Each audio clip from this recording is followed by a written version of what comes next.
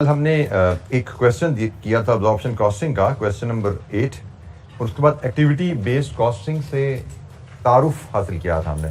तो any question कल के लेक्चर से, कोई चीज़ समझ नहीं आई पूछिए। एक्टिविटी बेस्ड कॉस्टिंग हमने बात की थी, ये भी अब्जॉर्प्शन, बल्कि अब हम उसको ट्रेडिशनल अब्जॉर्प्शन कॉस्टिंग कहेंगे। ट्रेडिशनल अब्जॉर्प्शन कॉस्टिंग की तरह overhead cost per unit determine करने का तरीका है। बेसिक प्रिंसिपल जिस पे ये technique activity based costing ABC base करती है कि ट्रेडिशनल एब्जॉर्प्शन कॉस्टिंग ओवरहेड्स को एब्जॉर्ब करते हुए, प्रोडक्ट कॉस्ट में तकसीम करते हुए वॉल्यूम बेस्ड बेसिस लेती है।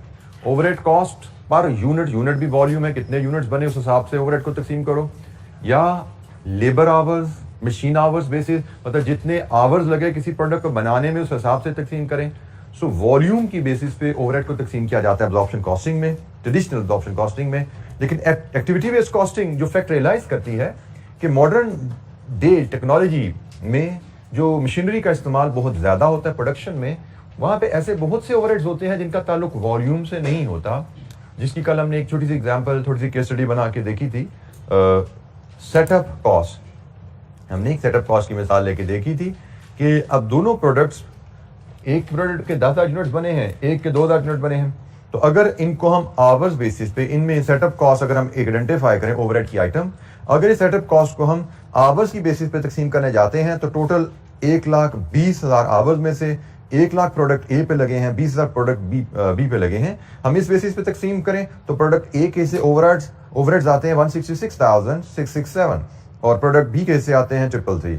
ये है अगर हम सेटअप कॉस्ट जो हमने इस पीरियड में टोटल 10 सेटअप करते हुए 20,000 पर सेटअप के लिहाज से हमने 2,00,000 के ओवरहेड लगाए, अगर इन 2,00,000 के ओवरहेड सेटअप कॉस्ट को हम आवर्स के बेसिस पर तकसीम करें तो तकसीम कुछ ऐसे बनती है। लेकिन अगर यही कॉस्ट हम, चूंकि इस कॉस्ट को हम एनालाइज करें तो हमें लगता है इस कॉस्ट का आवर से ताल्लुक नहीं है, इस कॉस्ट का ताल्लुक तो नंबर ऑफ सेटअप से है कि कितनी दफा बैचेस शुरू किए गए, हर बैच से पहले सेटअप किया गया, तो उसकी बेस पे देखें तो हमें पता लगता है टोटल 10 सेटअप में से 5 ए के लिए किए गए हैं, 5 बी के लिए किए गए हैं। तो सेटअप की बेसिस पे कॉस्ट तकसीम करें तो ये 1,00,000 बनती है। अब ये दोनों कंपैरिजन में आप देख सकते हैं कि यहाँ पे ए के हिस्से ज्यादा कॉस्ट है, काफी ज्यादा कॉस्ट है, बी के हिस्से बहुत कम कॉस्ट है, इधर बराबर कॉस्ट है। अगर एक सिर्फ बी की कॉस्ट का कंपैरिजन करें तो फेयर डिस्ट्रीब्यूशन हमें यह अगर तरीका लगता है तो ट्रेडिशनल एब्जॉर्प्शन कॉस्टिंग से बी को तो 1/3 ओवरहेड चार्ज हो रहे हैं। इसका मतलब ट्रेडिशनल एब्जॉर्प्शन कॉस्टिंग को अगर फॉलो कर रहे हैं तो इस केस में बी की कॉस्ट को ओवरहेड्स 1/3 कम चार्ज हो रहे हैं, जो कि एक अंडरस्टेटमेंट ऑफ कॉस्ट हो रही है। क्यों? Just because of the wrong selection of the base, कि हमने ओवरहेड्स को ट्रेडिशनल एब्जॉर्प्शन कॉस्टिंग में तमाम ओवरहेड्स को इकट्ठा कर देते हैं और उनको वॉल्यूम बेसिस पर तकसीम कर देते हैं, जबकि कुछ ओवरहेड्स ऐसे होते हैं, कुछ ओवरहेड्स ऐसे होते हैं जिनका ताल्लुक वॉल्यूम से नहीं होता, जिनका ताल्लुक सर्टेन एक्टिविटीज से होता है। तो यही बेसिक प्रिंसिपल है एक्टिविटी बेस्ड कॉस्टिंग का। इसी प्रिंसिपल कहता है एक्टिविटी बेस्ड कॉस्टिंग कहती है कि भाई आप ओवरहेड्स को एनालाइज करें और देखिए इनमें से कौन से ओवरहेड्स वॉल्यूम बेस्ड हैं और कौन से ओवरहेड्स का वॉल्यूम से ताल्लुक नहीं है, उनके जो बेसिस कुछ और है। तो इन तमाम दोनों कैटेगरीज ओवरहेड्स को अलग-अलग प्रोडक्ट्स में तकसीम कीजिए। जो वॉल्यूम बेस्ड हैं उनको पर आवर पर यूनिट तकसीम कर लीजिए, उसमें कोई हर्ज नहीं है, वो मुनासिब बेस है। लेकिन जो जिनका ताल्लुक वॉल्यूम से नहीं है, हर इस तरह की कॉस्ट को अलग-अलग आइडेंटिफाई कीजिए और उसको कोई रेलेवेंट बेस आइडेंटिफाई करके उसके हिसाब से, जैसे यहाँ पे हमने सेटअप कॉस्ट आइडेंटिफाई की जिसका वॉल्यूम से ताल्लुक नहीं है, हमने उसको नंबर ऑफ सेटअप्स की बेस पे प्रोडक्ट्स में तकसीम किया। इसी तरह एक और हम आइटम कॉस्ट आइडेंटिफाई करते हैं। हमारा रॉ मटेरियल डिपार्टमेंट है, वो रॉ मटेरियल जब उसके पास खत्म हो जाता है, ऑर्डर हमें प्रोडक्शन टीम ने डिमांड किया, हमारे पास रॉ मटेरियल खत्म हो गया, तो हमारा raw material department purchase order raise करता है, परचेज रिक्वेस्ट रेज करता है। अब परचेज प्रोसेस में there are many cost involve, जिनमें से एक तो पता है प्राइस पेड टू सप्लायर है, लेकिन इसके अलावा हमारे वहां पे हैंडलिंग कॉस्ट भी आती है। लेकिन अगर हम सिर्फ परचेज ऑर्डर प्लेस करने की बात करें तो क्या परचेज ऑर्डर जो प्लेस किया गया उसमें एडमिनिस्ट्रेटिव कॉस्ट इन्वॉल्व होती है, कोई अप्रूवल्स इन्वॉल्व है, कोई कोरियर किया जा रहा है, ठीक है, उसके बाद फिर ट्रांसपोर्टेशन कॉस्ट भी इसमें आती है। तो अगर हम परचेज ऑर्डर की बात करें तो क्या उसका ताल्लुक ऑर्डर आपने 100 यूनिट्स का किया या 150 यूनिट्स किया, इससे कोई ताल्लुक लगता है? On the face of it purchase order place करने का ताल्लुक नंबर ऑफ यूनिट्स ऑर्डर से नहीं होता, परचेज ऑर्डर प्लेस करने का ताल्लुक नंबर ऑफ ऑर्डर्स प्लेस से होता है। अब यहां पे भी एक ऐसी कॉस्ट हमने आइडेंटिफाई की जिसका ताल्लुक क्वांटिटी या वॉल्यूम से नहीं है, इसका ताल्लुक एक सर्टन एक्टिविटी से है, इसका ताल्लुक वॉल्यूम की बजाय किसी और बेस से है।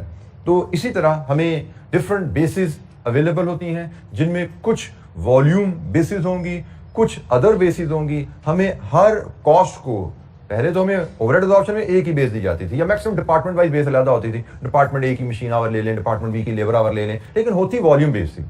यहाँ पे अब हमें कॉस्ट की बेसिस थोड़ी सी अलग बताई जाएंगी। There may be for example हमें कहा जा सकता है कि हमें बिजली का बिल आया, तो बिजली का bill may be hour base पे डिवाइड कर दें, मशीन आवर बेस पे डिवाइड कर दें, लेकिन हमें सेटअप कॉस्ट दी जाएगी तो उसको हमने मशीन आवर बेस पे डिवाइड नहीं करेंगे, उसकी बेसिस हम अलग से आइडेंटिफाई करेंगे। सो अब हमें कॉस्ट का जो ब्रेकअप दिया जाता है वो अलग दिया जाता है और हम उसके हिसाब से चलते हैं। अच्छा, जब एनी क्वेश्चन, यहां तक किसी बच्चे के जहन में कोई सवाल है? क्योंकि अब हम प्रोसेस को समझने लगे हैं कि भाई एब्जॉर्प्शन एबीसी का प्रोसेस पूरा होता क्या है, कैसे शुरू कैसे एंड। जैसे हमने absorption costing, traditional absorption costing का प्रोसेस समझा था कि हम तमाम फैक्ट्री में डिपार्टमेंट्स को कॉस्ट सेंटर बनाते हैं। ट्रेडिशनल ओवरहेड में रिकॉल कराऊं क्योंकि अब हम एबीसी का सिस्टम समझने जा रहे हैं। फिर डिपार्टमेंट्स को हम कॉस्ट सेंटर बनाते हैं, फिर फैक्ट्री ओवरहेड्स को डिपार्टमेंट्स के दरमियान एलोकेट करते हैं, अपोर्शन करते हैं, रीअपोर्शन करते हैं, और फिर प्रोडक्शन डिपार्टमेंट्स में जब सारे ओवरहेड्स आ जाते हैं तो प्रोडक्शन डिपार्टमेंट से ओवरहेड किसी मुनासिब वॉल्यूम बेस्ड बेसिस को लेके, वो पर यूनिट है, वो पर आवर है, वो प्राइम कॉस्ट भी हो सकती है, वॉल्यूम बेस्ड बेसिस को लेके ओवरहेड कॉस्ट को प्रोडक्ट कॉस्ट में एब्जॉर्ब कर लेते हैं। ये हमारी ट्रेडिशनल एब्जॉर्प्शन कॉस्टिंग में पड़ी थी। अब हम एक्टिविटी बेस्ड कॉस्टिंग के जरा प्रोसेस को देखते हैं। एक्टिविटी बेस्ड कॉस्टिंग में सबसे पहले आप मेजर एक्टिविटीज आइडेंटिफाई करते हैं ऑर्गेनाइजेशन में, डिपार्टमेंट्स नहीं, एक्टिविटीज के आपके इदारे में खर्चा किस वजह से होता है। एबीसी का अंडरलाइन कॉन्सेप्ट जो मैं अगेन फिर बात करूं कि कॉस्ट का ताल्लुक नंबर ऑफ यूनिट्स प्रोड्यूस से नहीं होता, कॉस्ट का ताल्लुक नंबर ऑफ यूनिट्स बनाने के लिए जो एक्टिविटीज हैं उनसे होता है। मतलब नंबर ऑफ यूनिट से ताल्लुक नहीं है। फॉर एग्जांपल मैं कह सकता हूं कॉस्ट का ताल्लुक कितने यूनिट्स प्रोड्यूस किए इससे नहीं है, कॉस्ट का ताल्लुक फॉर एग्जांपल मशीनरी कितने घंटे चली इससे है। अब वो ज्यादा घंटे चली है या कम घंटे चली है इससे है। फॉर एग्जांपल कॉस्ट का ताल्लुक इससे नहीं यूनिट्स कितने प्रोड्यूस किए गए, कॉस्ट का ताल्लुक इससे है। सेटअप कॉस्ट की बात करें, नंबर ऑफ सेटअप्स कितने आपने करने पड़े, कितने बैचेस चलाने पड़े आपको। फॉर एग्जांपल ऑर्डरिंग कॉस्ट की बात करें तो कॉस्ट का ताल्लुक इससे नहीं है ऑर्डरिंग कॉस्ट की कि कितने यूनिट्स आपने खरीदे, बल्कि उसका ताल्लुक इससे है कि आपने कितने ऑर्डर्स प्लेस किए। So activities, orders placement, ordering is an activity, machine running a machine is an activity, for example setting up is an activity. So हमने अब ऑर्गेनाइजेशन में डिपार्टमेंट नहीं ढूंढने, हमने ढूंढने हैं भाई क्या क्या एक्टिविटीज हैं जो हमारे इदारे में प्रोडक्शन के लिए होती हैं। पहले हमने कहा था डिपार्टमेंट कितने फैक्ट्री में, उनके हिसाब से चलो। अब हम कह रहे हैं डिपार्टमेंट नहीं, एक्टिविटीज देखो क्या क्या है हमारे इदारे में जिनकी वजह से हमारे इदारे में खर्चा होता है। जैसे हमने कहा जी एक एक्टिविटी ऑर्डरिंग एक्टिविटी है, एक एक्टिविटी सेटिंग अप अ मशीनरी है। इसी तरह एक और एक्टिविटी हम देखते हैं inspection cost. Quality control department की बात हमने करते हैं ना, तो क्वालिटी कंट्रोल डिपार्टमेंट का काम क्या होता है, इंस्पेक्शन परफॉर्म करना। अब मैं अपने अगेन राइस इंडस्ट्री में मैं काम करता था, वहां से मैं मिसाल लेके आऊं एक और। हमारे वहां पे इंस्पेक्शन कॉस्ट क्या होती थी कि हमने जब भी गुड्स को रेडी फॉर एक्सपोर्ट होती थी तो हम एक गवर्नमेंट की एजेंसी को इन्वाइट करते थे, वो आके हमारी गुड्स को इंस्पेक्ट करते थे कि भाई ये गुड्स जो है हमारे कस्टमर ऑर्डर्स के मुताबिक, स्पेसिफिकेशन के मुताबिक है। गवर्नमेंट का एक चेक था कि जो हमारी कंपनीज हैं वो गलत चीजें बाहर ना भेजें। तो अब मैंने उस गवर्नमेंट की अथॉरिटी को इंस्पेक्शन की एप्लीकेशन देनी है और उसके बाद इंस्पेक्शन फीस देनी है। और इंस्पेक्शन फी का ताल्लुक इससे नहीं है कि मेरे कितने कंटेनर्स एक्सपोर्ट होने जा रहे हैं, इंस्पेक्शन फी का ताल्लुक पर विजिट से है।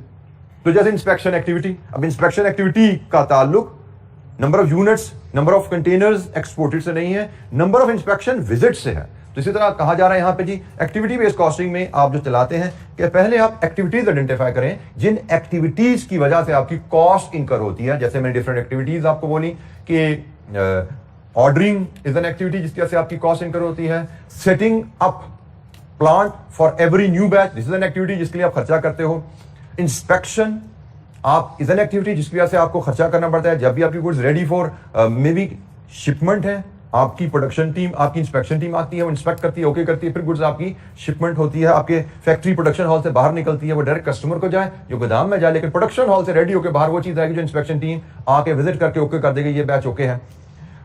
तो एक्टिविटी बेस्ड कॉस्टिंग कहती है कि आप कॉस्ट सेंटर इन एक्टिविटीज को बनाएं। कॉस्ट सेंटर कुछ भी हो सकता है। जैसे हमने ट्रेडिशनल एब्जॉर्प्शन कॉस्टिंग में कॉस्ट सेंटर डिपार्टमेंट्स को बनाया था। कॉस्ट सेंटर से मुराद क्या है? Any department, any function, any activity about which you want to accumulate cost. वहां पे हमने कॉस्ट सेंटर बनाया था डिपार्टमेंट्स को, तो हमने कॉलम में डिपार्टमेंट्स के नाम लगाए थे और जिस डिपार्टमेंट का खर्चा होता था उसको डाल देते थे। अब हम कॉस्ट सेंटर बनाने जा रहे हैं एक्टिविटीज को, ऑर्डरिंग, सेटिंग अप, इंस्पेक्शन। अब खर्चों को हम इन एक्टिविटीज के साथ क्या करेंगे? भाई ये खर्चा किसके ऑर्डरिंग एक्टिविटी के दौरान हुआ था, इसको ऑर्डरिंग में डाल दो। ये खर्चा किस एक्टिविटी के दौरान हुआ था, ये इंस्पेक्शन की वजह से हुआ था, इसको इंस्पेक्शन में डाल दो। ये क्या जी, ये तो इंजीनियर की सैलरी है, किस लिए एंगेज किया था, ये तो सेटअप के लिए एंगेज किया था, इसको सेटअप के कॉलम में डाल दो। तो अब हमने कॉस्ट को डिपार्टमेंट्स में तकसीम नहीं करना, अब हमारे कॉस्ट सेंटर एक्टिविटीज हैं, हमने एक्टिविटीज को कॉस्ट सेंटर बनाने हैं और तमाम कॉस्ट को एक्टिविटीज के हिसाब से अक्यूमुलेट कर लेना है। अच्छा जी, इसके बाद की कॉस्ट ड्राइवर, ये जी वर्ड जरा देखिएगा, डिटरमिन की cost driver for each activity. आप देखिए आपकी एक्टिविटीज में कॉस्ट बढ़ती किस वजह से है। ऑर्डरिंग कॉस्ट की एक्टिविटी को क्या ऐसी आपकी जरूरत या स्टेप है जिसकी वजह से ऑर्डरिंग कॉस्ट में इजाफा आता है? तो ऑर्डरिंग कॉस्ट का ड्राइवर होता है नंबर ऑफ ऑर्डर्स प्लेस्ड। हर नए ऑर्डर के साथ एक ऑर्डरिंग कॉस्ट बढ़ जाती है। तो ऑर्डरिंग कॉस्ट को ड्राइव क्या करता है? किस स्टेप की वजह से, किस एक्शन की वजह से आपकी ऑर्डरिंग कॉस्ट बदलती है, उसको हम कॉस्ट ड्राइवर कहते हैं। यहां पे एक नई टर्म है कॉस्ट ड्राइवर। क्या है कि एक्टिविटीज जो आपने आइडेंटिफाई की हैं, उन एक्टिविटीज की कॉस्ट किस एक्शन की वजह से बदलती हैं। तो ऑर्डरिंग कॉस्ट बदलती हैं ऑर्डर प्लेस करने की वजह से, तो order is your cost driver. Setup cost बदलती है हर नए सेटअप के साथ, तो number of setup is your cost driver. Inspection cost बदलेगी हर नए इंस्पेक्शन विजिट के साथ, तो number of inspections is a cost driver. तो वो एक्शन जिसकी वजह से ये कॉस्ट बदलती हैं उनको हम कॉस्ट ड्राइवर कहते हैं। मैं यहां पे फिर एक तरह डिफरेंशिएट कर दूं। ट्रेडिशनल एब्जॉर्प्शन कॉस्टिंग में कॉस्ट ड्राइवर अल्टीमेटली हमारी बेस बनते हैं ओवरहेड्स को तकसीम करने के लिए। हमने ऐसी बात की थी ना कि हमने जैसे अभी जो एग्जांपल मैंने कल आपसे शेयर की थी, उसमें मैंने सेटअप कॉस्ट को तकसीम किया था नंबर ऑफ सेटअप्स की बेसिस पे कि अभी कितने सेटअप किस प्रोडक्ट ने यूज किए उसके हिसाब से ओवरहेड को तकसीम करो। तो अल्टीमेटली ये कॉस्ट ड्राइवर्स जो होते हैं ना, ये आपकी बेस फॉर एब्जॉर्प्शन बनते हैं, आपकी बेस फॉर एब्जॉर्प्शन बनते हैं। मैं इसको फिर एक बार ट्रेडिशनल एब्जॉर्प्शन कॉस्टिंग से डिफरेंशिएट करूं। ट्रेडिशनल एब्जॉर्प्शन कॉस्टिंग में हम समझ रहे थे कि हमारा कॉस्ट ड्राइवर यूनिट्स हैं। जब हम ओवरहेड कॉस्ट पर यूनिट बना रहे थे तो हम समझ रहे थे जितने यूनिट्स बनाते हैं उस हिसाब से खर्चा बढ़ता जाता है। हम ट्रेडिशनल एब्जॉर्प्शन कॉस्टिंग में समझ रहे थे जितने घंटे हम काम करते हैं उससे खर्चा, हर खर्चा उससे बढ़ रहा है। लेकिन एक्टिविटी बेस्ड कॉस्टिंग करिए नहीं भाई, कुछ खर्चे होंगे जिनके कॉस्ट ड्राइवर आवर्स होंगे। जैसे फॉर एग्जांपल आपने एक एक्टिविटी डिफाइन की मशीनिंग कॉस्ट, कि हमारी फैक्ट्री में मशीन चलती है ना, तो मशीन चलने से खर्चा होता है, तो मशीनिंग कॉस्ट आपने एक कॉस्ट सेंटर बना लिया। अब मशीनिंग से रिलेटेड तमाम खर्चे उसमें डाली जाओ। फॉर एग्जांपल मशीनिंग का खर्चा क्या है? लुब्रिकेशन ऑयल, ये मशीन चलने की वजह से इस्तेमाल हुआ ना, इसको मशीनिंग कॉस्ट में डाल दो। मशीनिंग का खर्चा क्या है? फॉर एग्जांपल बिजली का बिल, ये मशीन चलने की वजह से हुआ ना, इसको मशीनिंग में डाल दो। मशीनिंग का खर्चा क्या है? उसके ऑपरेटर की सैलरी, मशीन चलाने में ऑपरेटर लगा हुआ है, इसकी सैलरी मशीनिंग कॉस्ट में डाल दो। अब मशीनिंग कॉस्ट की बात करेंगे, हाँ भाई इसकी कॉस्ट का cost driver number of hours है। जितने घंटे मशीन चलेगी उतनी ज्यादा बिजली इस्तेमाल होगी, उतना ज्यादा लुब्रिकेशन इस्तेमाल होगा। लेकिन अब हमने क्या किया, हमने डिपार्टमेंट्स में कॉस्ट तकसीम नहीं की, हमने एक्टिविटीज के हिसाब से कॉस्ट तकसीम की कि हमारी फैक्ट्री में काम क्या क्या होता है। हमारी फैक्ट्री में मशीनें चलती हैं, हमारी फैक्ट्री में ऑर्डर प्लेस किए जाते हैं, हमारी फैक्ट्री में मशीन को हर नए बैच से पहले सेटअप करना पड़ता है, टीम बैठी हुई है उसके लिए। हमारी फैक्ट्री में हर प्रोडक्शन के बैच को आगे भेजने से पहले इंस्पेक्शन की जाती है। ये डिफरेंट हेड्स हमने एक्टिविटीज आइडेंटिफाई की जिनकी वजह से कॉस्ट इंकर होती है। फिर इन एक्टिविटीज को कॉस्ट सेंटर बना के हमने फैक्ट्री की तमाम कॉस्ट को इन एक्टिविटीज में डिवाइड किया। अच्छा, यहां पे बाद में हमारा काम इतना मुश्किल नहीं होता जितना भी आपको सुनने में लग रहा है, ये सिर्फ कहानी है। हमें ओवरहेड्स को एक्टिविटीज वाइज डिवाइड करके दिया जाता है। ट्रेडिशनल एब्जॉर्प्शन कॉस्टिंग में हमें जॉइंट कॉस्ट दे दी जाती थी, रीअपोर्शनमेंट कराई जाती थी। यहां पे हमसे एबीसी में ऐसा काम नहीं करवाया जाता। हमें पहला स्टेप भी हुआ होता है, दूसरा स्टेप भी हुआ होता है, हमें तीसरे स्टेप से काम शुरू करना पड़ता है कि भाई एक्टिविटी बेस्ड कॉस्ट डिवाइड हुई है। अब हर एक्टिविटी का कॉस्ट ड्राइवर हमने डिफाइन करना है। जैसे हमें ऑर्डरिंग कॉस्ट की वैल्यू दे दी जाती है, हमारी फैक्ट्री में ऑर्डरिंग कॉस्ट का खर्चा इतना हुआ, मशीनिंग कॉस्ट का खर्चा इतना लगा, सेटअप कॉस्ट का खर्चा इतना लगा, और हमने सिर्फ उसको लिंक करना होता है। ऑर्डरिंग कॉस्ट को का cost driver number of orders है, सेटअप कॉस्ट का cost driver number of batches produced है। मशीनिंग कॉस्ट का कॉस्ट ड्राइवर मशीन आवर्स हो सकते हैं, वॉल्यूम बेस्ड आप बेसिस नहीं आएंगे। यहाँ पे एब्जॉर्प्शन कॉस्टिंग में सारे ओवरहेड के इकट्ठे करके एक बेस, यहाँ पे ऐसा नहीं है, ठीक है। तो हमने करना क्या, यहां तक हमें ये दो स्टेप हुए होते हैं, हमने इसको लिंक करना होता है और एक एब्जॉर्प्शन रेट निकालना होता है। So determine the key cost driver for each activity, इस पे बात होगी। Calculate absorption rate for each activity, cost per machine hour निकालो, ऑर्डरिंग कॉस्ट पर ऑर्डर निकालो, सेटअप कॉस्ट पर बैच या पर सेटअप निकालो, इंस्पेक्शन कॉस्ट पर इंस्पेक्शन निकालो। तो ये है एब्जॉर्प्शन रेट निकालना। And then the final stage कि भाई जिस प्रोडक्ट ने जितने कॉस्ट ड्राइवर यूज किए हैं, जैसे हमने थोड़ी देर पहले कल जो एग्जांपल की थी कि भाई टोटल सेटअप कॉस्ट 2 लाख है, कॉस्ट ड्राइवर क्या है, नंबर ऑफ सेटअप्स। फिर हमने क्या किया, नेक्स्ट स्टेप हमने किया कॉस्ट एब्जॉर्प्शन रेट निकालो। तो वो तो ऑलरेडी अगर हमें गिवन था 20,000 पर सेटअप। तो उसके बाद हमने कहा जी जिस प्रोडक्ट ने जितने वो सेटअप यूज किए हैं उसके साथ तकसीम कर दो। Assigning the cost of activities to products according to products demand of activities. जिस प्रोडक्ट ने जितनी एक्टिविटीज जितने कॉस्ट ड्राइवर यूज किए हैं उस प्रोडक्ट को उतनी कॉस्ट चार्ज कर दें। तो ये हमारा एक्टिविटी बेस्ड कॉस्टिंग का प्रोसेस है।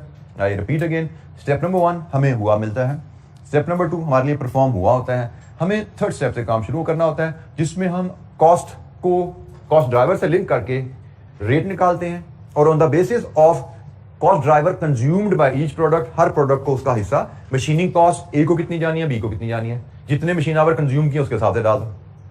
सेटअप कॉस्ट ए को कितनी जानी है, बी को कितनी जानी है, जितने बैचेस प्रोड्यूस हुए हैं उसके हिसाब से डाल दो।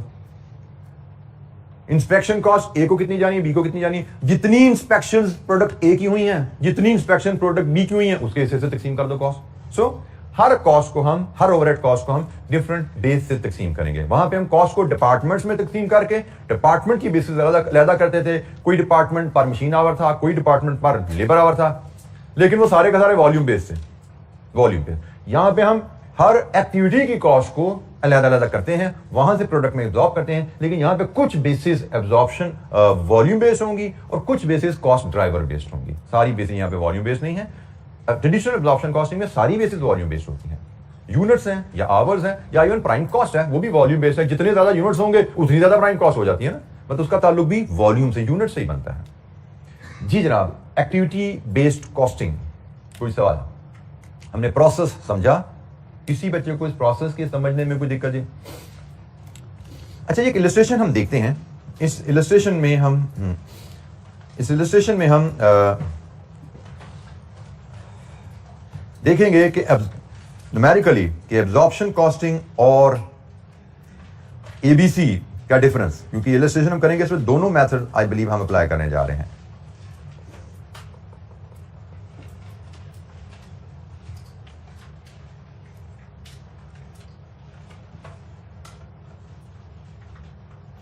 Illustration 1,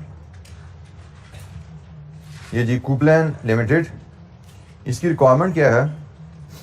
prepare unit cost for each product using conventional, traditional भी कहा जाता है इसको, कन्वेंशनल भी कहा जाता है, conventional costing and ABC. Traditional absorption costing भी कहा जाता है, कन्वेंशनल कॉस्टिंग भी कहा जाता है। तो इन दोनों मेथड के तहत हमें कहा जा रहा है कि यूनिट कॉस्ट बनाइए। तो यूनिट कॉस्ट तो भाई direct cost plus overhead cost यहां से बनती है और ओवरहेड कॉस्ट इसमें एब्जॉर्ब ली जाती है। अब वो हमने एब्जॉर्प्शन कन्वेंशनल कॉस्टिंग के तहत भी करनी है, एबीसी के तहत भी करनी है। लेट्स रीड द डेटा और फिर हम मजीद इस पे देखते हैं कि भाई हम कैसे काम करेंगे। कूपलैन limited manufactures 4 products W, X, Y and Z. Output and cost data for the period just ended are as follows. ये आउटपुट इन यूनिट्स हैं जी, W, X, Y and Z। ये चौथी प्रोडक्ट नेक्स्ट पेज पे आ रही मेरे पास। इनके यूनिट्स आपने कितने बनाए? W के, X के, Y के और Z के। इसके बाद number of production runs in the period. Number of production runs is as good as batches. कितने बैचेस बने? ये बैचेस का मुतरादिफ वर्ड है। नंबर ऑफ प्रोडक्शन रन्स का मतलब बैचेस कितने बने। तो आपने W के जो 10 यूनिट्स हैं 2 बैचेस में बनाए, 5-5 के 2 बनाए बैचेस आपने। X के जो आपने 10 यूनिट्स हैं 2 बैचेस में बनाए और Y के 100 यूनिट्स 5 बैचेस में बने हैं और इसी तरह Z के 100 यूनिट्स भी 5 बैचेस में बने हैं। मटेरियल कॉस्ट पर यूनिट हमें रुपीज में गिवन है जी, हर प्रोडक्ट की per unit data W, X, Y and Z। और direct labour hours per unit WXYZ और मशीन आवर्स पर यूनिट हम यहां देख रहे हैं कि मशीन आवर्स पर यूनिट और लेबर आवर पर यूनिट बराबर है। Direct labour cost per hour 5 रुपए है और इसके बाद ओवरहेड कॉस्ट का जिक्र है। Short run variable cost, setup cost, expediting and scheduling cost, material handling cost, 4 items of overheads हमें दी गई हैं और ये कॉस्ट को एक्टिविटीज वाइज डिवाइड किया गया है कि भाई हमारी फैक्ट्री में काम क्या क्या होते हैं। एक शॉर्ट टर्म वेरिएबल कॉस्ट जैसे मैंने कहा मशीनिंग कॉस्ट है, रनिंग कॉस्ट एक वो है, एक सेटअप कॉस्ट है, हर बैच के लिए अदा करना पड़ते हैं, एक शेड्यूलिंग कॉस्ट है। Scheduling cost production planning cost, normally ये भी हर प्रोडक्शन रन से पहले, हर बैच से पहले करनी पड़ती है। प्रोडक्शन प्लानिंग है ना, तो जब भी हर बैच के बाद प्रोडक्शन रुकती है आपको नए प्लान के तहत प्रोडक्शन रीस्टार्ट करनी पड़ती है। इसका ताल्लुक भी नंबर ऑफ बैचेस से बनता है। और मटेरियल हैंडलिंग कॉस्ट, इसका ताल्लुक भी नंबर ऑफ बैचेस से बन जाएगा। अगेन हमने यहां पे भी अवेलेबल बेसिस में से बेस्ट बेस सेलेक्ट करनी होती है। मटेरियल हैंडलिंग यहां पे कैसे यूज होगी, आपने कोई नया बैच स्टार्ट करना होता है, उसका रॉ मटेरियल उठाया जाता है रॉ मटेरियल स्टोर से और प्रोडक्शन हॉल में लाके मशीनरी में फीड किया जाता है। तो जितनी दफा आप बैच शुरू करोगे उतनी दफा मटेरियल आपको स्टोर से उठा के प्रोडक्शन हॉल में लाके फीड करना पड़ेगा। तो मटेरियल हैंडलिंग का ताल्लुक भी इस तरह हम देखते हैं, वो भी नंबर ऑफ बैचेस से ही बन रहा है। इसका ताल्लुक शायद आवर से है, ये वेरिएबल कॉस्ट है, शॉर्ट रन वेरिएबल कॉस्ट है, तो वेरिएबल का ताल्लुक एक्टिविटी से है जो कि आवर्स हो सकते हैं। और आवर्स हम यहां से देख सकते हैं, हमारे पास बेसिस उसने बताई तो नहीं, लेकिन लेबर आवर मशीन आवर बराबर ही है। हम लेबर आवर को बेस बना लें या मशीन आवर को बेस बना लें, तो शॉर्ट रन वेरिएबल कॉस्ट के लिए अगर हम ट्रेडिशनल एब्जॉर्प्शन कॉस्टिंग के तहत चल, बल्कि हम पहले ट्रेडिशनल एब्जॉर्प्शन कॉस्टिंग की बात करते हैं, तो ट्रेडिशनल एब्जॉर्प्शन कॉस्टिंग तो बात ही वॉल्यूम बेस करता है, ऐसा ही है। सारे ओवरहेड पकड़ो और किसी लेबर आवर या मशीन आवर की बेसिस पे एब्जॉर्प्शन रेट निकालें। तो हम ट्रेडिशनल एब्जॉर्प्शन कॉस्टिंग के तहत जब कॉस्टिंग करने जाएंगे cost per unit, how will our format look like. Illustration number 1, हम कितनी प्रोडक्ट से डील कर रहे हैं जी, 4 प्रोडक्ट की में कॉस्ट बनानी है। तो जनाब ये W है, X, Y and Z। Cost per unit हम ट्रेडिशनल कॉस्टिंग के तहत चलते हैं या कन्वेंशनल कॉस्टिंग इसको कहा जा रहा है, ट्रेडिशनल या कन्वेंशनल। हमारे पास जो हेड्स हैं उनके तहत पहली कॉस्ट हमारी डायरेक्ट मटेरियल, ये कॉस्ट हमें रेडिली क्वेश्चन में गिवन है जी, मटेरियल कॉस्ट क्वेश्चन में हमें रेडिली अवेलेबल है। इट इज W की 20, X की 80, फिर 20, फिर 80। इसके बाद हमें डायरेक्ट लेबर कॉस्ट इसमें ऐड करनी है। डायरेक्ट लेबर कॉस्ट हम जो ऐड करेंगे उसके लिए मैं यहां पे एक फार्मूला लिख सकता हूं, labour hours per unit into ₹5, ऐसे ही है ना, 5 रुपए पर यूनिट लेबर की कॉस्ट है। तो W के आवर है 1 इंटू 5, 5 रुपए, 15, 5 एंड 15, ये जी हमारी डायरेक्ट लेबर कॉस्ट आ गई। अब हमें इसमें overhead cost per unit add करनी है, तो ये जनाब हमारे पास कॉस्ट पर यूनिट आ जाएगी, प्रोडक्ट कॉस्ट पर यूनिट आ जाएगी। अब ट्रेडिशनल एब्जॉर्प्शन कॉस्टिंग के तहत हमें ओवरहेड एब्जॉर्प्शन रेट चाहिए। उसके लिए हमें बेस लेनी है, प्रोडक्ट्स मल्टीपल हों जब जिन पे डिफरेंट टाइम लग रहे हों, तो हमने कहा जी per unit overhead absorption rate नहीं बनता, फिर पर आवर बनता है। और पर आवर में हम देख रहे हैं जितना पर यूनिट लेबर आवर है उतना ही पर यूनिट मशीन आवर है। इसका मतलब हम लेबर आवर को एब्जॉर्प्शन बेस बना लें या मशीन आवर को एब्जॉर्प्शन बेस बनाएं, एक ही बात है, ठीक है। तो हम लेबर आवर या मशीन आवर में से किसी को भी एब्जॉर्प्शन बेस बना सकते हैं। तो हम यहां पे लिखते हैं जी वर्किंग 1 पे जाते हैं और वर्किंग 1 में हम लिखते हैं कि as labour hours per unit and machine hour per unit is same for all products, thus we can select any one as base for absorption। Traditional absorption costing पे हम बात कर रहे हैं, हम इनमें से किसी को भी एब्जॉर्प्शन कॉस्ट का बेस बना सकते हैं। तो हमने कहा जी लेट्स अज्यूम हमने ओवरहेड एब्जॉर्प्शन रेट पर लेबर आवर डिटरमिन करने का फैसला किया है। तो overhead absorption rate traditional costing के तहत कैसे आएगा, इस फैक्ट्री के ओवरहेड्स हमें गिवन है टोटल 30,800, इसको डिवाइड कर दें टोटल लेबर आवर से जो इसमें हुए, तो total labour hours product W के 10 units into 1 plus product X के 10 units into 3 plus product Y के 100 इंटू 1 प्लस प्रोडक्ट Z के 100 इंटू 3। तो कितने बने जी आवर्स? 440 आवर्स। तो यहां से रेट बताइए क्या आया पर आवर? ₹70 पर लेबर आवर। ये हमारा एब्जॉर्प्शन रेट आ गया जी। यहाँ पे ये ट्रेडिशनल एब्जॉर्प्शन कॉस्टिंग के तहत हमने तमाम ओवरहेड्स इकट्ठे किए और उनको वॉल्यूम बेस्ड, जो हमने बेस सेलेक्ट की लेबर आवर्स, उस पर तकसीम किया। हमें यहाँ पे रेट मिला हमारे ओवरहेड्स का 70 पर लेबर आवर। अब इसके हिसाब से हम इस रेट के हिसाब से कॉस्ट को हम एब्जॉर्ब कर सकते हैं और उसके लिए मैं यहाँ पे लिख सकता हूं कि भाई हमारा जो फॉर्मूला रहेगा वो ओवरहेड एब्जॉर्प्शन रेट जो वर्किंग वन से आ रहा है multiplied with labour our per unit. तो जनाब लेबर आवर पर यूनिट 70 है, ओवरहेड एब्जॉर्प्शन रेट 70 है और W के कितने आवर्स लगे हैं? 1 70 210 70 210। जितने लेबर आवर्स लगे हैं एक यूनिट बनाने में इंटू 70, जितने लेबर आवर लगे हैं एक यूनिट बनाने में into 70, labour our per unit into 70, labour our per unit into 70। हमने ओवरहेड एब्जॉर्प्शन रेट जो वर्किंग वन से लिया है वो 70 है, तो 70 into labour our per unit, ये हमारे ओवरहेड एब्जॉर्ब्ड आ गए। और अब हम प्रोडक्ट कॉस्ट पर यूनिट लेते हैं 95 305 95 305। ये जी कॉस्ट पर यूनिट है 95 305 95 305 WXYZ। ट्रेडिशनल एब्जॉर्प्शन कॉस्टिंग के तहत हमने ये ओवरहेड कॉस्ट पर यूनिट निकाली जिसमें हमने ओवरहेड्स को पर लेबर आवर पे एब्जॉर्ब किया प्रोडक्ट कॉस्ट में।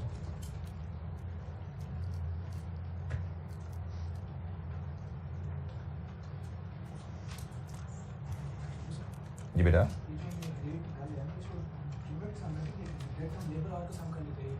मैंने लेबर आवर के साथ ही मल्टीप्लाई किया है। मैंने रेट को यहां पे लेबर आवर पर यूनिट से मल्टीप्लाई किया।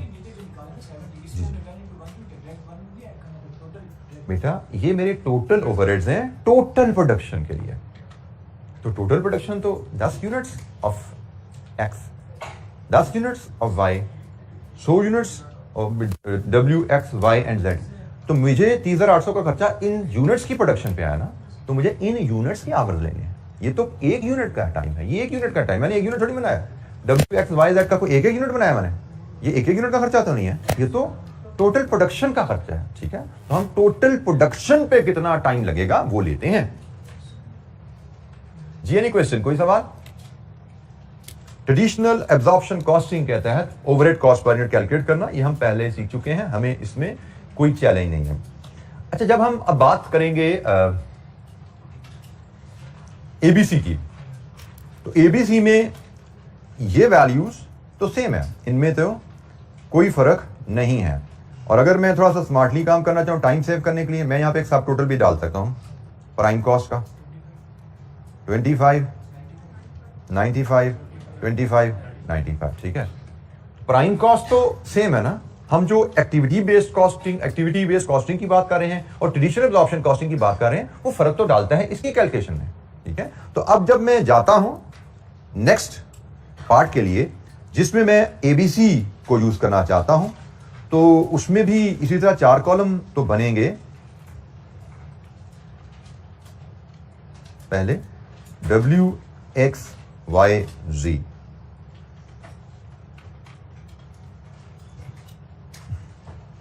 और यहां पे मैं प्राइम कॉस्ट डायरेक्ट ले आता हूं ऊपर से 25 95 25 95, और इसमें अब मैं overhead cost per unit add करूंगा तो ये मुझे कॉस्ट पर यूनिट मिल जाएगी।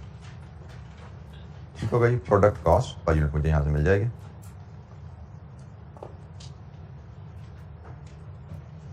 अब हमने देखना है कि भाई यहां पे हम ओवरहेड कॉस्ट पर यूनिट कैसे लाएंगे। इसके लिए हम वर्किंग 2 बनाते हैं।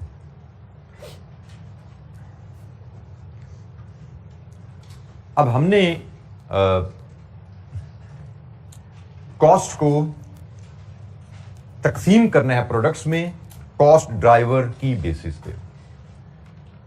अच्छा, यहां पे प्रेजेंटेशन थोड़ी सी ट्रेडिशनल एब्जॉर्प्शन कॉस्टिंग के मुकाबले में थोड़ी फर्क रहती है। ट्रेडिशनल एब्जॉर्प्शन कॉस्टिंग में हमने एब्जॉर्प्शन रेट निकाला पर आवर और फिर एक प्रोडक्ट पे जितने आवर लगे रेट से मल्टीप्लाई के ओवरहेड कॉस्ट पर यूनिट आ गई। ठीक है, ट्रेडिशनल एब्जॉर्प्शन कॉस्टिंग में हमने रेट निकाला पर आवर, और फिर हमने यहां पे क्या किया कि जिस प्रोडक्ट पे जितना टाइम लगा इनटू रेट 70, उसके हिसाब से कॉस्ट पर यूनिट आ गई। एक्टिविटी बेस्ड कॉस्टिंग में आपने जो चीज सीखी है कि हम जो रेट निकालते हैं वो पर आवर नहीं निकालते, वो पर कॉस्ट ड्राइवर निकालते हैं। हमें देखना पड़ता है कि हमारी हर कॉस्ट का कॉस्ट ड्राइवर क्या है, हम उसके हिसाब से रेट निकालते हैं। जैसे फॉर एग्जांपल मैं अगर वर्किंग 2 में जाते हुए मैं आपसे ओवरहेड एब्जॉर्प्शन रेट डिटरमिन करने का जब कहूं तो उसमें मेरे पास 4 एक्टिविटीज हैं। मेरे पास एक है शॉर्ट रन वेरिएबल कॉस्ट, तो इसका जो रेट निकालूंगा मैं वो overhead cost divided with may be labour hours और मशीन आवर्स। एक ही बात है यहां पे, ठीक है, वॉल्यूम बेस्ड, क्योंकि run variable, short run variable cost है, तो वेरिएबल कॉस्ट का ताल्लुक यकीनन वॉल्यूम से रहने वाला है। तो मैंने कहा जिसका मैं लेबर आवर या मशीन आवर पे रेट निकाल सकता हूं। तो जब इसका रेट निकलेगा 3080 डिवाइड विद 440, ये हमने पीछे वर्किंग 1 में निकाला हुआ था ना आवर, तो क्या रेट आया, ये ₹7 पर लेबर आवर। हमने उधर भी लेबर आवर लिया था, इधर भी लेबर आवर ले लिया। फिर मैं दूसरी कॉस्ट की तरफ चलता हूं, वो है जी मेरी सेटअप कॉस्ट। सेटअप कॉस्ट का जो रेट बनेगा that will be overhead cost इस हेड की divided with number of production run कह लो या नंबर ऑफ बैचेस कह लो, प्रोडक्शन नंबर ऑफ बैचेस कह लो या प्रोडक्शन रन कह लो, एक ही बात समझी जाती है। इसलिए हम कोशिश करते हैं हम वो टर्म यूज करें जो क्वेश्चन में यूज हुई है, तो क्वेश्चन में प्रोडक्शन रन की टर्म यूज हुई है, ठीक हो गया। तो हमें पता होना चाहिए प्रोडक्शन रन है, बैचेस हैं या नंबर ऑफ सेटअप्स हैं, एक ही बात होती है। हर बैच के लिए नया सेटअप करना पड़ता है और बैच और प्रोडक्शन रन का मतलब एक ही है, हर प्रोडक्शन रन के लिए नया सेटअप करना पड़ता है। तो सेटअप कॉस्ट का ताल्लुक नंबर ऑफ बैचेस से है, नंबर ऑफ सेटअप से है, नंबर ऑफ प्रोडक्शन रन से है। तो हमने कहा जी ये इसके लिए सूटेबल बेस बनती है, तो यहां से हम वैल्यूज फीड करते हैं। ओवरहेड कॉस्ट सेटअप्स की है 10,920 divided with number of batches, total हमें बताया गया 225514 है। तो यहां से कॉस्ट बताइए ₹780 पर प्रोडक्शन रन। इसी तरह हम थर्ड कॉस्ट पे जाते हैं which is expediting and scheduling cost.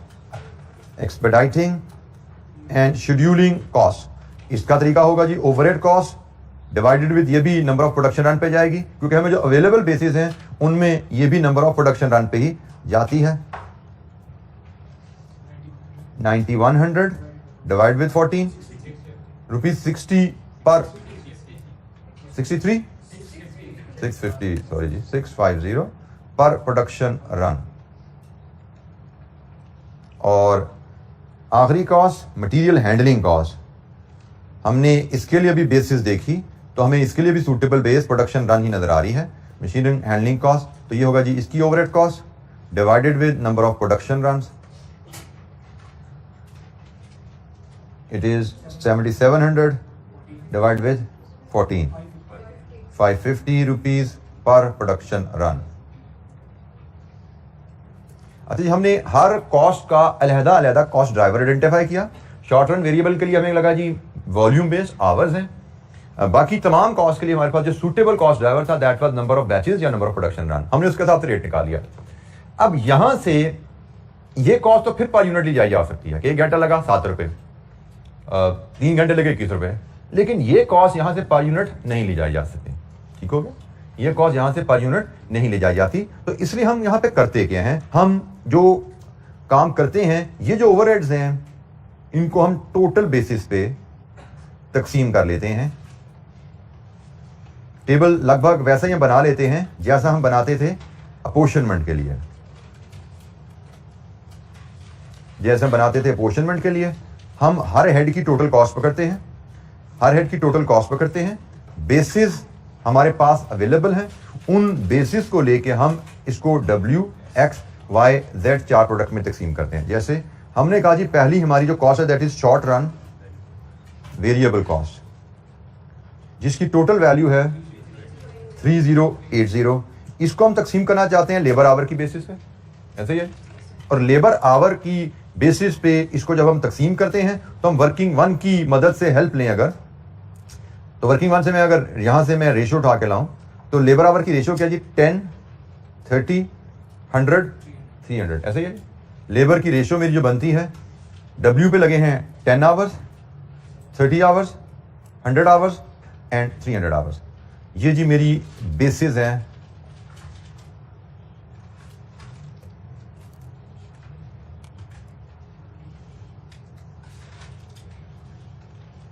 ये लेबर आवर्स हर प्रोडक्ट पे कितने कितने लगे हैं मेरे पास हैं। तो जनाब इसके हिसाब से जब मैं तकसीम करता हूं 10 इंटू, ये रेट है जी मेरे पास 7, 10 इंटू 7, 70 रुपीज जाने हैं डब्ल्यू को, 30 इंटू 7, 210 जाने हैं एक्स को, 100 इंटू 7, 700 डब्ल्यू को, 300 इंटू 7। हमने जितने लेबर आवर्स जिस प्रोडक्ट पे लगे हैं 7 रुपए रेट निकाला हुआ है, 7 रुपए के हिसाब से हमने उतना खर्चा चार्ज कर दिया। 70, 210, 700, 2100 रेट हमने हर बेस का अलहदा निकाला है, हम उसके मुताबिक तकसीम कर रहे हैं। अगली कॉस्ट जो हमने देखी है वो कौन सी है जी? सेटअप कॉस्ट है।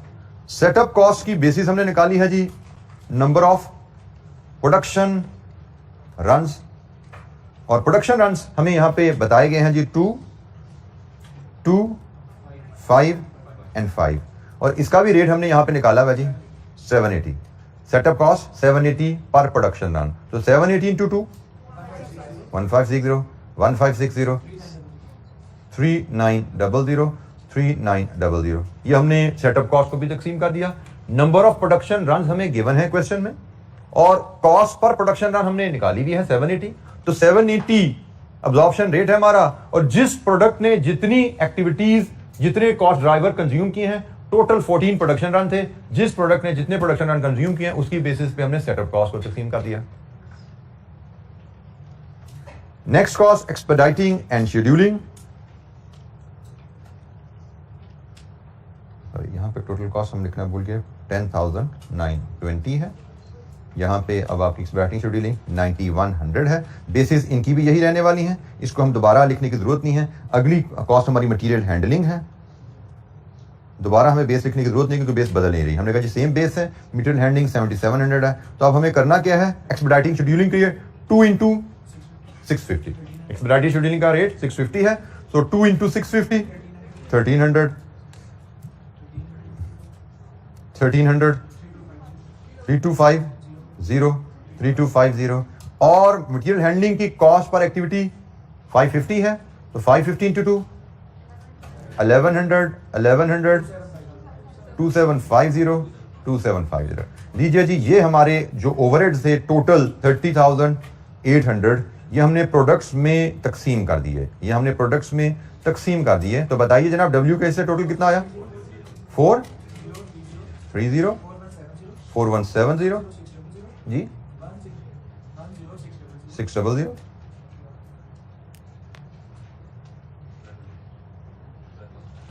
12,000।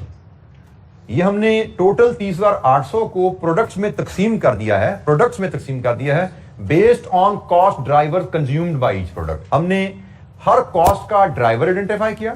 शॉर्ट रन वेरिएबल कॉस्ट का ड्राइवर लेबर आवर्स है, सेटअप कॉस्ट का driver number of production runs है, एक्सपेडाइटिंग एंड शेड्यूलिंग का कॉस्ट ड्राइवर भी नंबर ऑफ प्रोडक्शन रन्स है, मटेरियल हैंडलिंग का कॉस्ट ड्राइवर भी नंबर ऑफ प्रोडक्शन रन्स है। हमने हर कॉस्ट को number of drivers consumed by each product उसके हिसाब से प्रोडक्ट में तकसीम कर लिया। तो हमने देखा हमारे पास हर प्रोडक्ट के ओवरहेड्स आ गए हैं। एक्टिविटी बेस्ड कॉस्ट में हम टोटल ओवरहेड्स को तकसीम कर लेते हैं पहले प्रोडक्ट्स में, और फिर इसको डिवाइड कर देते हैं पर यूनिट निकालने के लिए नंबर ऑफ यूनिट्स प्रोड्यूस से। तो जनाब हमने जो यूनिट्स बनाए हैं डब्ल्यू के 10, वाई के WX, Y एंड Z। तो यहां से बताइए आपकी ओवरहेड कॉस्ट पर यूनिट क्या आती है? 403, 417, 106, 120। ये जी हमारी ओवरहेड कॉस्ट पर यूनिट यहां से इस तरह आती है, 403, 417, 106 एंड 120। इस ओवरहेड कॉस्ट को अब हम प्राइम कॉस्ट में ऐड करते हैं और देख बेटा हमें कॉस्ट पर यूनिट चाहिए ना, हमें यहां पे क्या चाहिए? Overhead cost per unit. तो ओवरहेड कॉस्ट पर यूनिट हमने टोटल ओवरहेड कॉस्ट निकाल ली थी हर प्रोडक्ट की। हमने हर प्रोडक्ट की टोटल ओवरहेड कॉस्ट को उसके नंबर ऑफ यूनिट प्रोड्यूस से डिवाइड किया ताकि कॉस्ट पर यूनिट आ जाए। तो जनाब ये कॉस्ट पर यूनिट ये नोट कर लिया, यहां से ये जरा नोट कर लीजिए ताकि आप मुझे लिखवा सकें। मैं ऊपर जाके इनको पेस्ट करूंगा तो हमारा सवाल कंप्लीट होगा।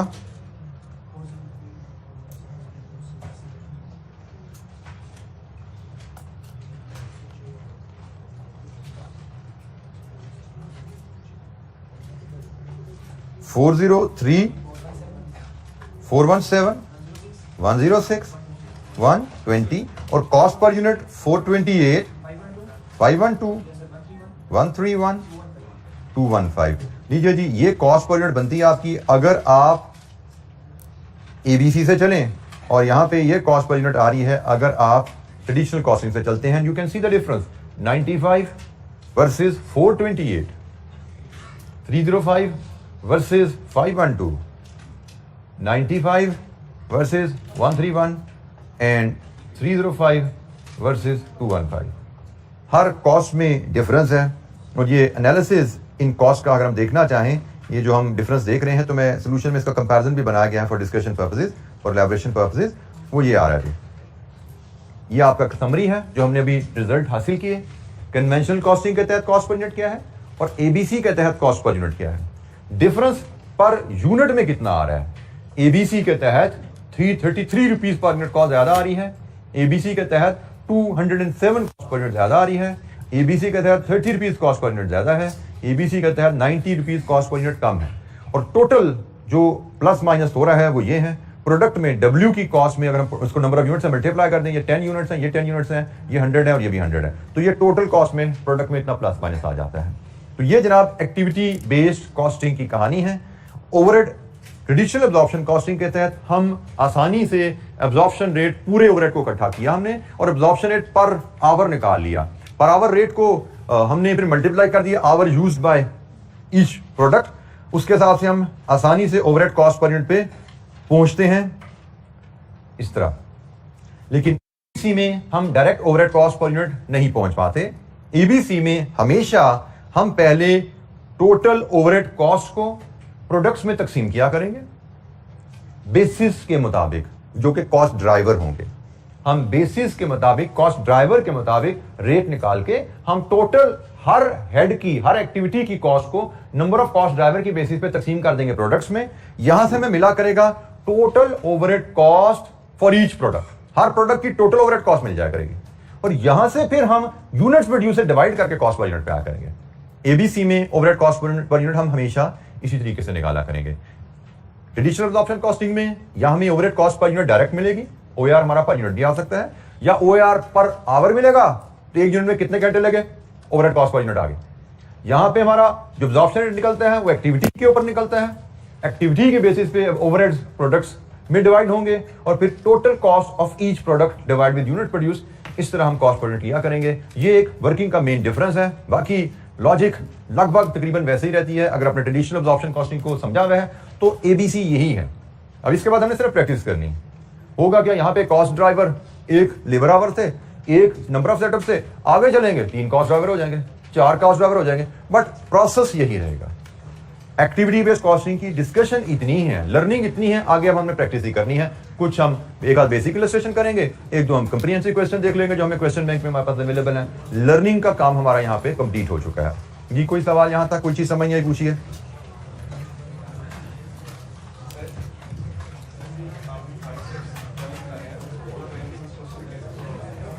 जी आपके साथी ने एक सवाल किया है, जो हमने स्टेप्स पढ़े हैं वो स्टेप्स इस प्रोसेस में कैसे फॉलो हुए हैं, वन बाय वन सुनते जाइए। स्टेप नंबर 1 था आपका कि आप अपनी फैक्ट्री में एक्टिविटीज आइडेंटिफाई कीजिए, ये एक्टिविटीज आइडेंटिफाई होगी।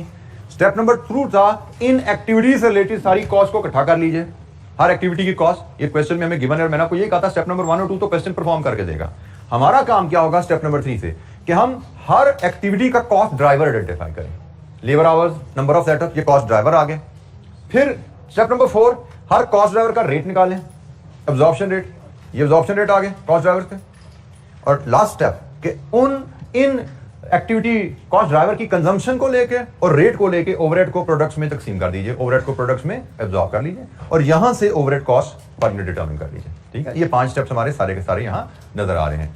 तो एक काम कीजिए, आगे वैसे भी वीकेंड है, अब आपको ओवरहेड का चैप्टर पूरा पीछे से रिवाइज करके आना है। एबीसी को पढ़ लीजिएगा, और इसकी एक इलस्ट्रेशन 2 जो है ना वो आपकी होम असाइनमेंट है।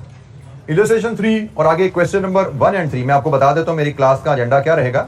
इलस्ट्रेशन 3 एंड क्वेश्चन 1 और 3 ये मेरा एजेंडा क्लास का रहेगा, और आप आज कल में पीछे से सिर्फ चैप्टर पढ़ के इलस्ट्रेशन 1 को रिवाइज कर लेना और 2 परफॉर्म कर लेना, that is your home assignment.